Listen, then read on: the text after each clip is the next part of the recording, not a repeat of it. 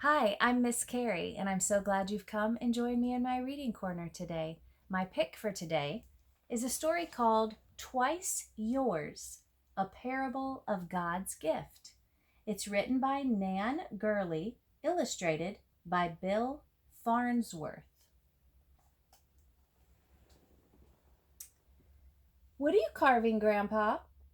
Corey asked as he climbed onto the porch swing and sat beside his grandfather. Something for you. For me? What is it? Something to help you remember who you are. Corey watched his grandfather's hands. They were big and brown, and they knew just what to do with a piece of wood and a pocket knife. This piece of wood reminds me of something that happened a long time ago.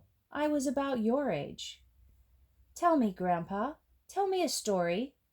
Corey leaned back against Grandpa's shoulder and waited for him to begin.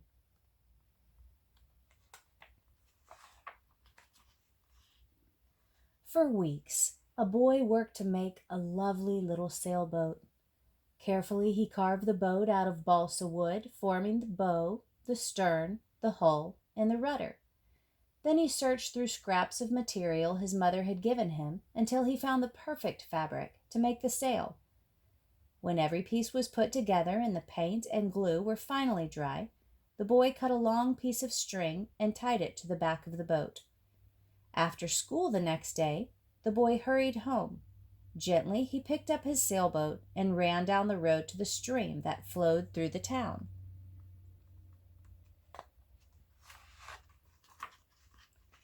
Kneeling at the edge of the creek, the boy placed his sailboat in the water. Holding the end of the string tightly in his hand, he pushed the boat out toward the middle of the stream. The boat floated out, away from the bank, away from the boy. When it reached the middle of the stream, it was pulled into the fast-moving current. The boy watched with joy as the boat sailed over rocks and past the roots of trees.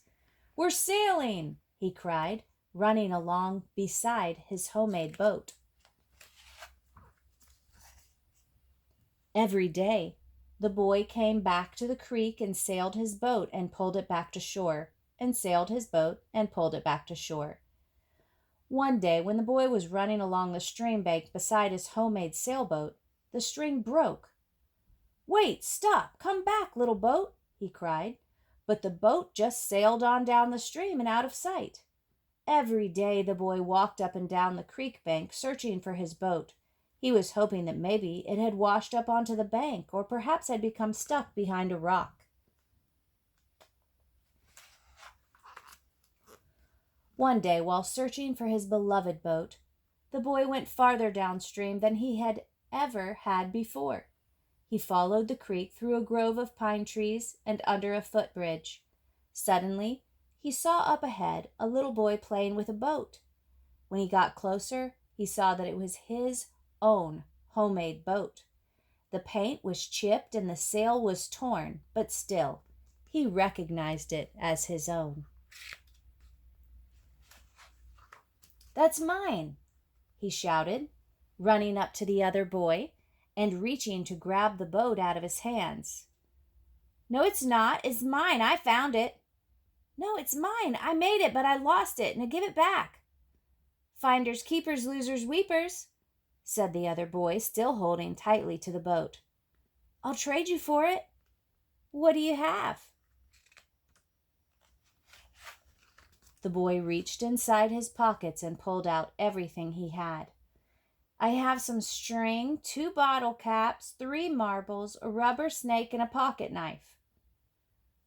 "Well," said the other boy, "how much of that will you give me for the sailboat?"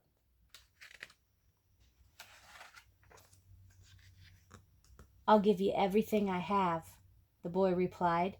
"You can have it all." "It's a deal!" exclaimed the other boy, dropping the sailboat and reaching for the string, the bottle caps, the marbles, the rubber snake, and the pocket knife. Oops. The boy picked up his sailboat and walked back upstream under the footbridge, through the grove of pine trees, and back to the place where he had first launched his sailboat. "You're twice mine," he said, hugging the boat tightly to his chest. "Once because I made you, and once because I bought you." Grandpa finished this story and whittled the last piece from his block of wood. Then he handed the carving to Corey. It was a cross. "This is for you, Corey. It will remind you of the one who made you and then bought you."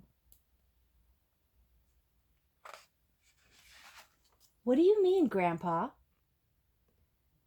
"Jesus wanted you for his own. He created you to bring him joy, and then he paid for you, not with marbles and bottle caps and a pocket knife, but with something far more precious. He gave everything he had. He paid for you with his life."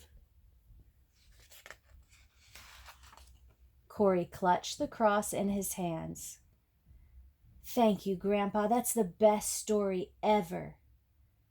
Grandpa closed his knife and put it in his pocket. "Yes, it is, Corey. Indeed, it is."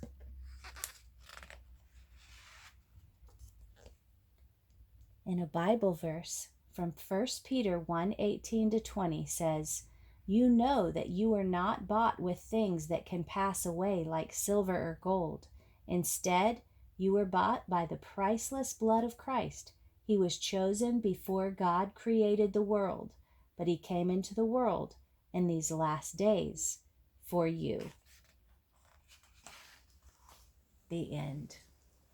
I hope you enjoyed this story, and remember Jesus' love for you, that God made you and Jesus gave his life for you so he could have you as his child.